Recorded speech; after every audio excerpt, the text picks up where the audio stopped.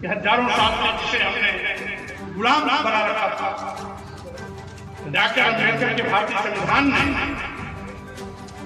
उनको सम्मान और स्वाभिमान का पाठ पढ़ा दिया है। अब वो गुलामी के लिए तैयार नहीं है, गुलामी की जंजीर को तोड़ने के लिए व्याकुल है। अगर यह गुलामी की जंजीर को तोड़ देंगे तो हम गुलाम कहां करने जाएंगे, हम गुलाम किसे बनाएंगे, इस चिंता में मरे जा रहे हैं। लेकिन फिर भी आपको सम्मान और स्वाभिमान के साथ खड़ा होना है।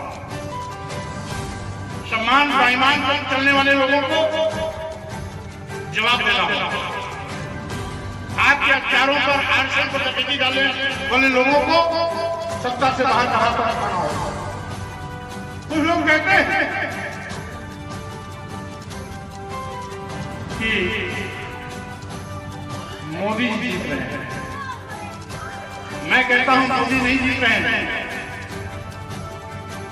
ये ईवीएम का परिणाम मिल रहा है। क्योंकि 2022 उत्तर प्रदेश असेंबली चुनाव हुआ, 403 विधानसभा में 309 सीटों पर बैलेट पेपर वोटिंग में समाजवादी पार्टी आगे थी। बैलेट पेपर वोटिंग में भाजपा मात्र 94 सीटों पर आगे रही। ईवीएम मशीन में भाजपा आगे कैसे हो गई? इसका मतलब है ईवीएम में कहीं न कहीं कोई खेल है। अभी जिन प्रदेशों में चुनाव हुआ, राजस्थान, मध्य प्रदेश, छत्तीसगढ़ में बैलेट पेपर वोटिंग में 2/3 सीटों से ज्यादा कांग्रेस आगे है। तो ईवीएम की गिनती में भाजपा आगे कैसे हो गई? इसका मतलब है कि ईवीएम का विक्रम की जीत है। ये मोदी जी कृष्णा का जीत नहीं, बल्कि ईवीएम के खेल की जीत है। और इसीलिए संविधान बचाने के लिए, देश बचाने के लिए, लोकतंत्र बचाने के लिए अब सभी लोग मिलकर के छोटे स्तर से लेकर बड़े स्तर तक इस बात की मांग करें कि ईवीएम हटाओ, बैलेट पेपर सिस्टम लाओ। ईवीएम हटाओ, बैलेट पेपर वोटिंग सिस्टम लाओ। इसे साथियों, क्योंकि आज समय की मांग है और जो समय की मांग होती है वही धर्म का रूप लेता है। जो समय की मांग होती है वही धर्म का रूप लेता है। इसलिए आज सबसे बड़ा धर्म है संविधान बचाने का। आज सबसे बड़ा धर्म है राष्ट्र को बेचने से बचाने का।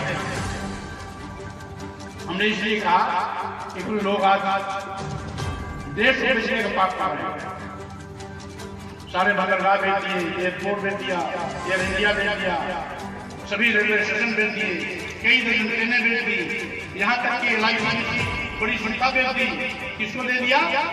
अदानी और अंबानी। अदानी और अंबानी क्या लिखता है? यही नहीं, कुछ चंद धन्ना से अदानी अंबानी जैसे लोगों को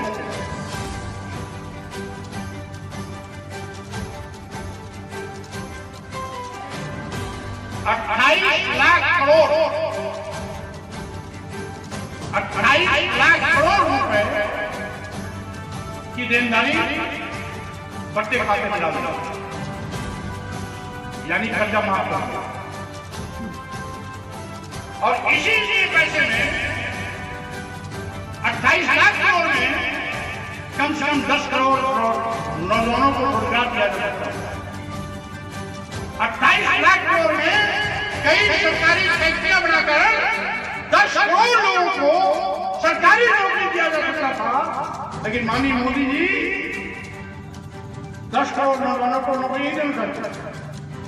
80 करोड़ लोगों को 5 किलो 10 किलो चावल देना चाहते हैं, क्योंकि चाहते हैं ये हमारे 10 किलो 5 किलो चावल पर गुलाम बने रहे, लाइन में खड़े रहे, हम वोट देते रहे, गरीब बने रहे।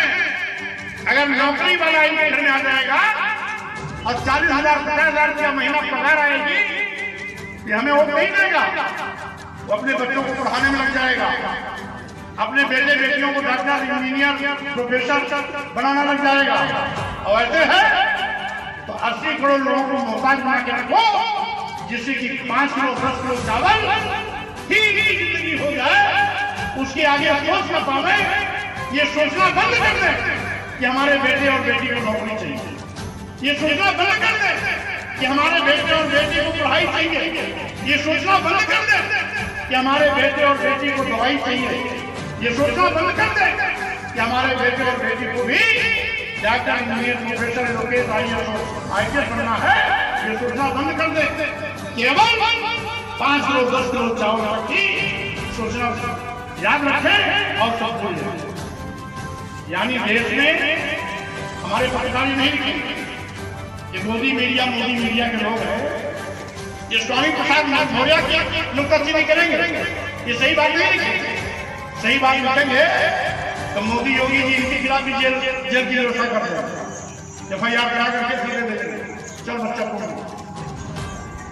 इसीलिए ये नहीं लिख सकते कि देश में मोदी जी ने 80 करोड़ लोगों को गरीब बनाया, मजलूम बनाया, लाचार बनाया, जो 5 किलो 10 किलो चावल पर मोहताज जिंदगी जी रहे।